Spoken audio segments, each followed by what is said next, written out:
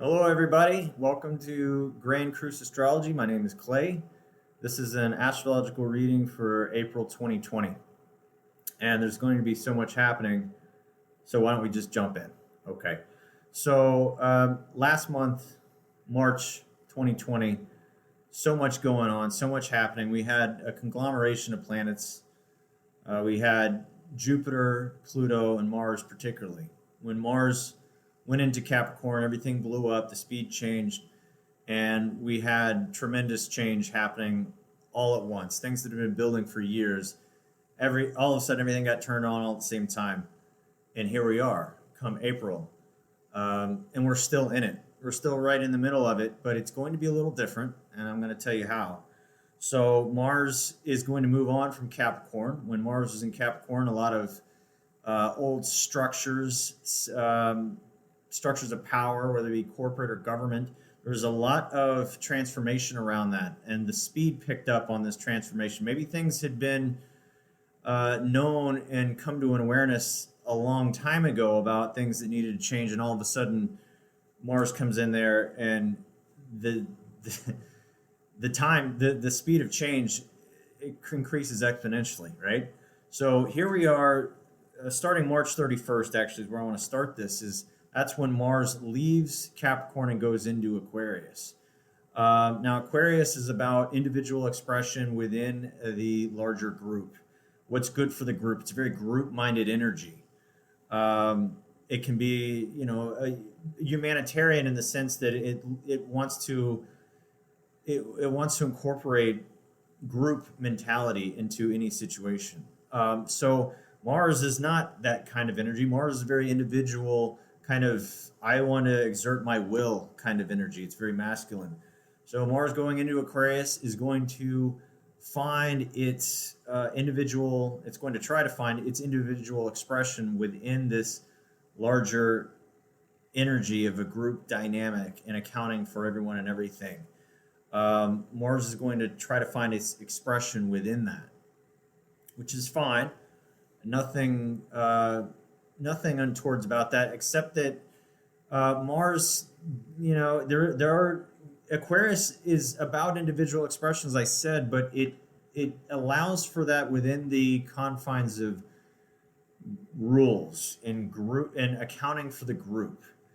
And Aquarius wants to have a boundary that contains group energy. So Mars going in there can feel a little bit stifled because it can express itself, but only so much. So that's something that we're going to be dealing with the next 6 weeks with Mars being in Aquarius. Now, as soon as Mars goes into Aquarius, it hits Saturn.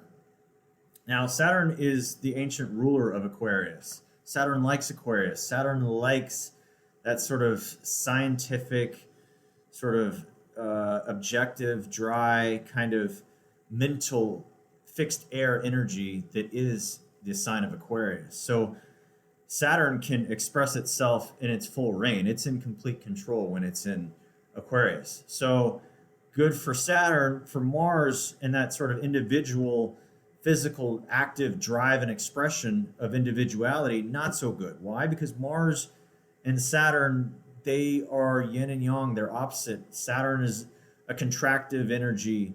It goes within, it likes to limit, and Mars wants to break through and push forward. It's a green light, and Saturn is a red light. You could think of it like that. So when Mars hits Saturn right there at the beginning of the month, on an individual level, we could be feeling a little bit stifled. We could be feeling like we want to push ahead. We've been sitting around long enough. This new world is here. Let's go out and create ourselves within it. And Saturn is saying, hold on, we're not there yet.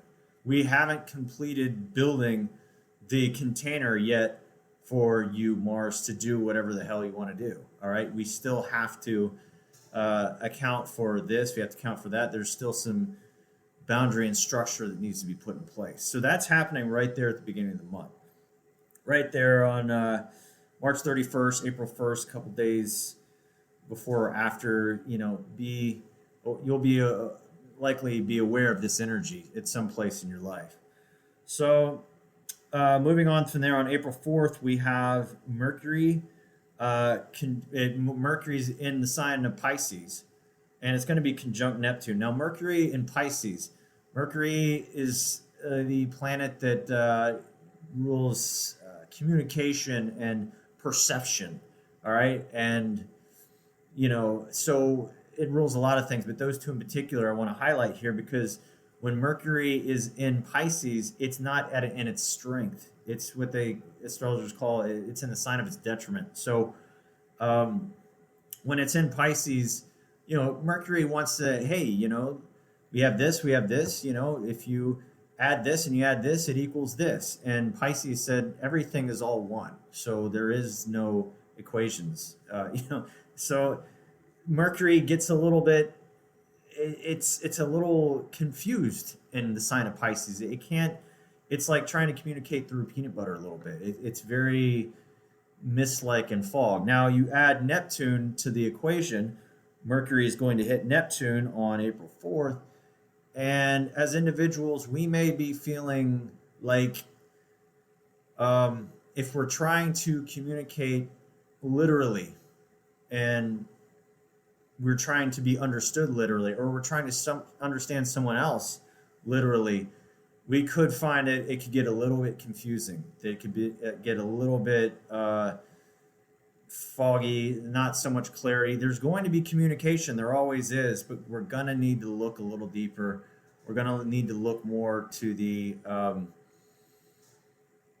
the subtle meaning of what's being communicated to us and by us, because this is going to be a very confusing time for direct, spot-on communication right there around April 4th, give or take a couple of days.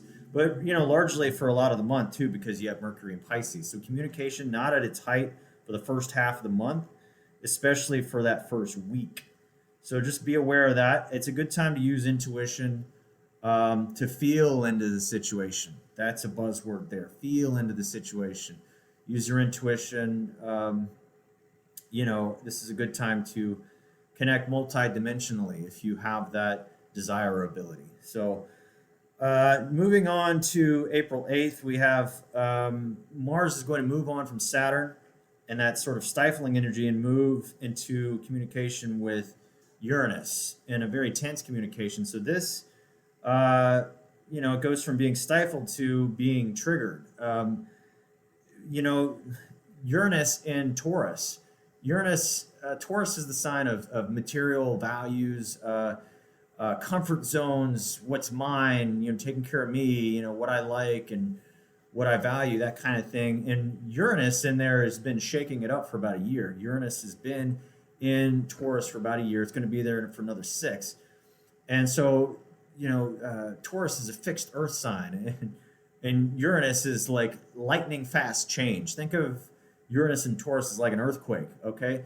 Now, 7 years is a long time. So it's not like this energy, it's there in the background, but it's not being expressed all the time. But when you have a planet like Mars, it has to do with direct action and speeding up the clock on situations. In square aspect, a very tense aspect, all of a sudden that energy gets triggered. So we could be experiencing our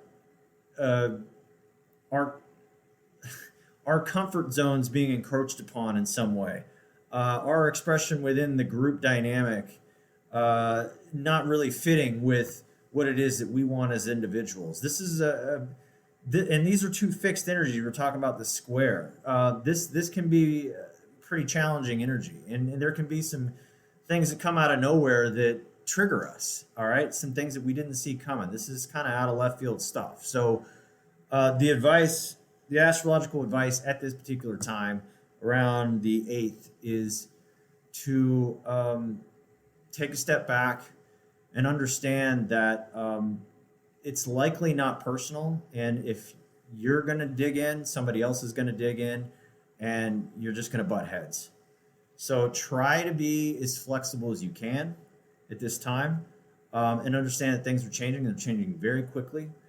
And whatever you think is happening in that any given moment will probably change within the next few days, few weeks. I mean, things are moving very, very quickly.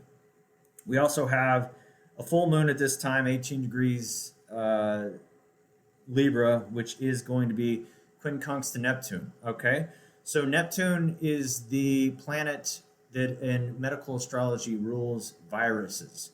So in relation to COVID-19, we have a full moon square to the planet that rules viruses, which is Neptune in Pisces. So what I'm seeing with this, with the quincunx aspect, the quincunx is in 150-degree angle that has to do with energies that are not, have nothing in common with each other, that do not have a middle ground. This full moon could bring into awareness things about our society, things about how we live our lives that are in complete, that have absolutely no middle ground with this virus. So Venus, where the full moon is, it has to, or I'm sorry, Libra is where the full moon is, and Libra has a lot to do with how we relate to one another. So this could be bringing an awareness around how we relate to one another and how this virus is. How do we find a middle ground with that? Like how do we relate to people on a one-to-one level, and in context of this virus? We're making adjustments, we're figuring it out. But this full moon, it's not going to bring the solution, but it is going to make clear the reality of what we're dealing with. It's going to drive it home. It's going to bring it into awareness. So be on the lookout for that on April 8th. That will be right there with what I was just talking about with Mars and Uranus and the encroachment on comfort zone and triggers. There could be a lot happening around that time. The only advice I can give is just be patient, get through that time. It's going to be a little rocky there. Things calm down after that, though. The middle of April, there is a couple of weeks where it does temper a little bit, and I do think, astrologically, looking at astrology, I think once we get toward the middle of April, I think we're going to look back at early April and see that, okay, maybe the panic has peaked. Okay, I'm not saying that events have peaked or that this COVID-19 and how we're responding to it. I'm not saying that these events, there's still going to be stuff that's happening. We have a lot of other stuff to come, but I do think the fear, the panic, I do think that's going to hit a peak in early April, at least for the near future. I see that. And then middle of April calms down a little bit. On late April, April 23rd, we do have a new moon, and it's going to be square to Saturn.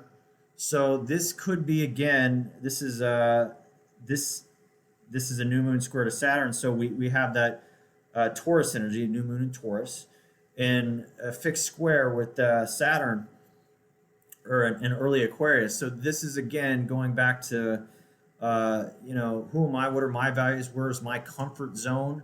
Where am I?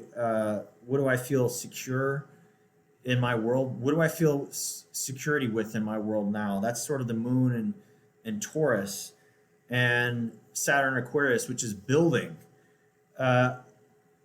Saturn's all about building one step at a time. It's building an infrastructure right there in early Aquarius. There's something happening that's being built.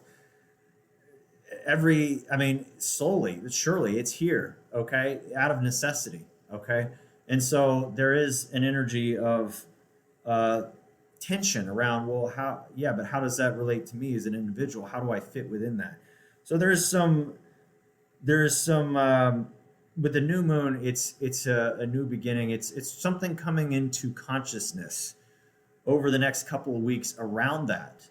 The good news is that once we get into May, I do believe it's May 7th, I want to say, where the full moon, we have a full moon in Scorpio that's going to be trine to Neptune, which is, again, the planet that rules and represents viruses in medical astrology. And it's going to be sextile to Jupiter as well. So I am seeing once we get past that early part of April into mid-April, things are going to get calm down as far as the panic is what I'm seeing. And I'm very hopeful of that. I am. I'm very, very hopeful of that. That's what I want to see. I hope I'm right about this. Okay. Um, and so then late April, uh, some new things to deal with as far as how we relate as individuals to this larger collective that was being built, this new reality that's being built for all of us, that we're all a part of, by the way. And then with the full moon coming to expression in early May, I see some kind of culmination, some kind of acceptance collectively and individually around what we've been dealing with, what we are dealing with, and what we will be dealing with. So overall, I think it's going to be we're in the middle of it. It's going to be a rocky start to the month, but just hang in there. Just hang in there. This is going to level out, okay? And we're going to find our sense of peace in time. So that's what I got for April. I've made an extended video on Vimeo. You can follow the link below, which is going to highlight some more dates later in the year in relation to COVID-19 and the societal changes that I see astrologically around that. If you'd like to get in on that, you can follow the link below. And if not, I've got other YouTube videos. You can follow that too if you'd like. Hope this was useful, and I'll see you soon.